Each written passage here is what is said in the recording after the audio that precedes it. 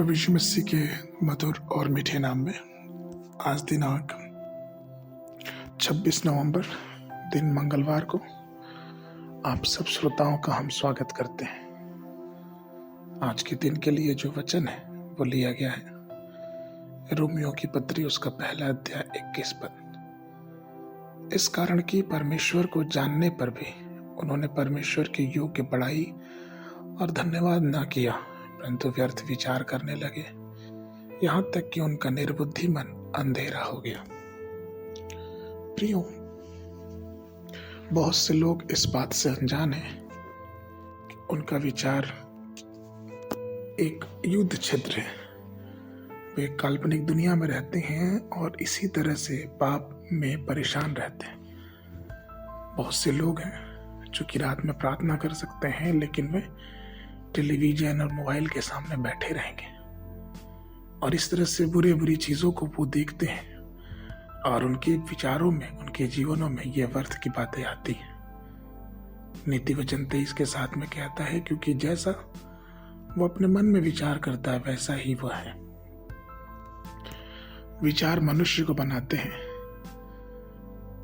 और विचार से शब्द बनते हैं और शब्द कर्म में निर्धारित होते हैं। यदि किसी व्यक्ति के अच्छे विचार हैं तो वो महान होगा, और जब हम उस विचारों को पवित्र आत्मा के हाथों में सौंप देते हैं तो हमें परमेश्वर स्वर्गीय आशीष देता है। पौलुस 2 कुरिन्थियों 10:4 और 5 पद में कहते हैं, क्योंकि हमारी लड़ाई के हथियार शारीरिक नहीं पर गढ़ों को ढा देने के लिए परमेश्वर द्वारा सामर्थी हैं। सो हम कल्पनाओं को और हर एक ऊंची बात को जो परमेश्वर की पहचान के विरोध में उठती है खंडन करते हैं और हर एक भावना को कैद करके मसीह का आज्ञाकारी बना देते हैं। प्रियो, हमारा परमेश्वर जब हमारे साथ है तो हमें चाहिए कि हमें बुरे विचारों के साथ युद्ध करना चाहिए, क्योंकि विचार तो हमारे जीवन में आएंगे जाएंगे। क्योंकि हम संसार में हैं तो हर प्रकार की बातों को हमें सुनना है, देखना है, और वो चाह के भी हमारे जीवनों में आती ही है।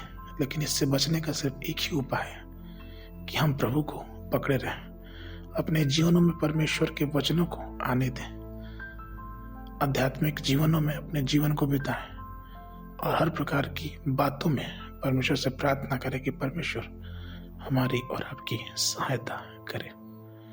आज के मान के लिए रोमियो की पत्री उसका 12 अध्याय 2 पद। और इस संसार के सदृश न बनो, परंतु तुम्हारी बुद्धि के नए हो जाने से तुम्हारा चाल चलन भी बदलता जाए, जिससे तुम परमेश्वर की भली और भांति और सिद्ध इच्छा अनुभव से मालूम करते रहो।